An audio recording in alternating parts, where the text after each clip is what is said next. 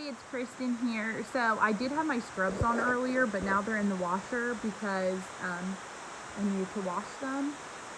So I don't have my scrubs on, so it's very unprofessional, so I'm sorry. Okay, so I am doing the wound care.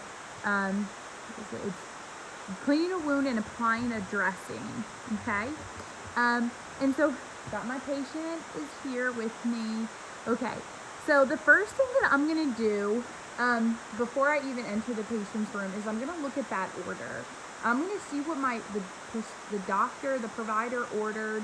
I'm gonna gather all my supplies that I need before I enter the room so that I'm not having to scramble in and out of the room looking for something that I need. And so I'm gonna gather all my stuff, look at the order, check allergies on the chart and everything before I enter the patient's room. And I'm also I want to look to see exactly what type of wound they have, and to make sure that the dressings that I'm doing are appropriate for this patient. And I'm also going to verify to see when the last time the wound was changed as well, and what other type of care and what other diseases this patient has. Okay, so after I'm done looking at all of that, what I'm going to do is I'm going to go to the patient's room. I'm going to wash my hands, sing happy birthday song, get them in some cream. Okay. I'm going to identify myself. Hi, I'm Kristen. I'm going to be your nurse today. Can you please state your name and date of birth?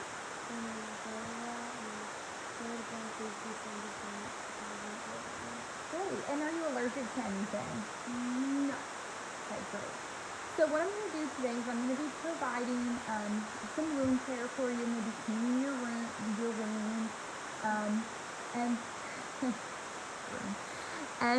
and just explain it to the patient. Hey, this is what I'm doing, and just kind of let them know, you know, what could happen, what we're going to be doing in this process. And also, I'm going to get my table. I'm going to put my table here. Put all my supplies on it within an arm's reach so I can just grab it when I need it. And then I want to provide privacy. So I'm going to wrap, that curtain, close that curtain, shut the door, whatever, depending on the room situation is what I'm going to have to do. And so also I'm going to assess the patient to see if they need pain medication before initiating this wound care, because this can be slightly painful, sometimes severely painful, depending on the patient, their situation, their pain tolerance. So I'm going to see if they need pain medication. And if they do need pain medication, I'm going to check that order. And also, if I give them pain medication, I'm not just going to give it to them and then immediately start the procedure, because you want to give it time to work, that pain medication. And so next what I'm going to do is I am going to get a garbage can and put it right next to the bedside, just so that I can just throw, the bandages and stuff in that. And also, so next what I'm going to do is I'm going to adjust the bed to working height for me.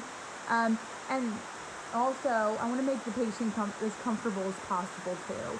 And I also want to be able to get to that wound.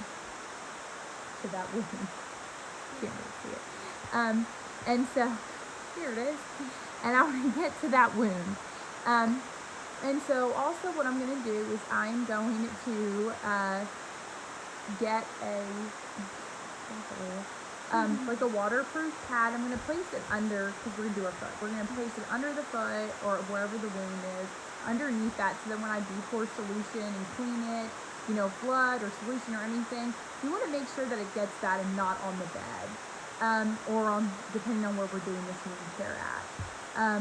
So next, I want to also check the patient for any drains, or check their drains, their tubes, or anything else before removing that, especially if they have a wound back on.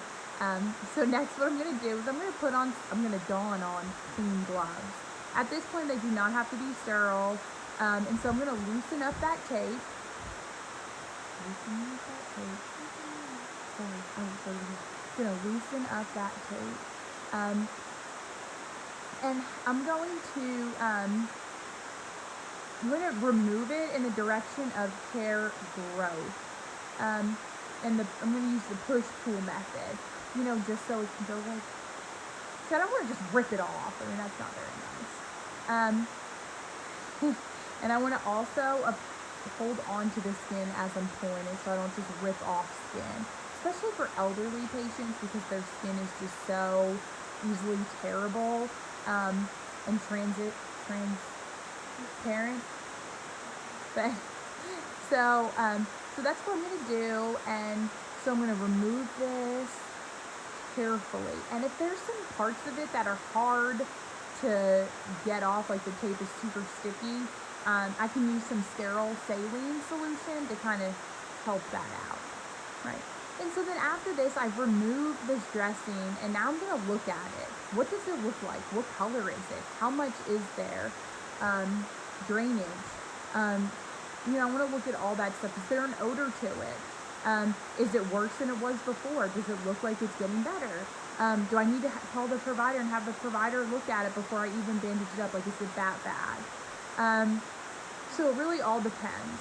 But you do want to take a look at it first. And then next what I'm going to do is I'm going to throw that away. I'm going to throw it in the garbage can. And then next what I'm going to do is I'm going to remove my gloves, and I'm going to wash those hands again. Wash. Right? And I'm going to inspect this wound site. What is the size, the appearance, you know, all that. I talked about that already. Okay? And then next what I'm going to do is I'm going to, I've got to get ready for sterile technique. So I need to get my supplies. I'm going to get my workstation set up, make sure everything's sterile on it, open any packages that I need, and, you know, just because I want it all nice and easy to get to. And so I'm going to also open up my sterile solution so that I can pour over the gauze pads if needed. And like also I'm going to put on sterile gloves. Putting on the sterile gloves. Right? Now I'm going to clean the wound. So when you're cleaning wounds, you want to either clean from top to bottom or from inner to outer. If you're cleaning from inner to outer, it is because it is unproximated edges. And if you are cleaning from top to bottom, that is because the edges are approximated. And again, from inner, that's unapproximated, and approximated, up to down. Okay. So I've cleaned the wound, and to dry the area, I'm going to use some sterile gauze sponges. The same manner, the same way we cleaned it, that's how we're going to dry it. And then so next, if I do have a drain in, it's a little bit different. The wound location, or you want to use the wound location and clean around that drain. But anyways, okay. So the next, and we don't have any drains. She's good. No drains. Right? So now I'm going to remove those gloves, put it in the waste pan. Okay? And next I'm going to wash my hands again. I'm going to put on sterile gloves again. Okay. And now for this, while I'm putting sterile gloves on, is because I have to apply a skin protectant to that healthy skin around it, around that wound. And so, right, and now I'm going to also apply some topical medications, foams, gels, depending on what they've ordered, Silvadene cream, whatever they've prescribed. So, and I also am going to put that sterile gauze or sterile dressing over the, I'm going to put it over the wound. Stop, Layla. And I'm going to put it over the wound, and I want to have at least 1 inch beyond the wound in all directions. And also you can use forceps too if you need to apply this. And also, if needed, you can apply like an abdominal pad over the gauze. It really all depends on what the prescriber's ordered, what's best for that patient. And then you want to apply your tape to it to really secure it. Some patients are allergic to certain tapes, so you really want to verify. A lot of patients like to use paper tape, so it really all depends. So you've applied your tape, it's nice and secure, and so now you want to remove and throw away those gloves. Wash those hands again. And you also want to label your dressing with your name, the date, and the time that you changed that dressing so that somebody knows.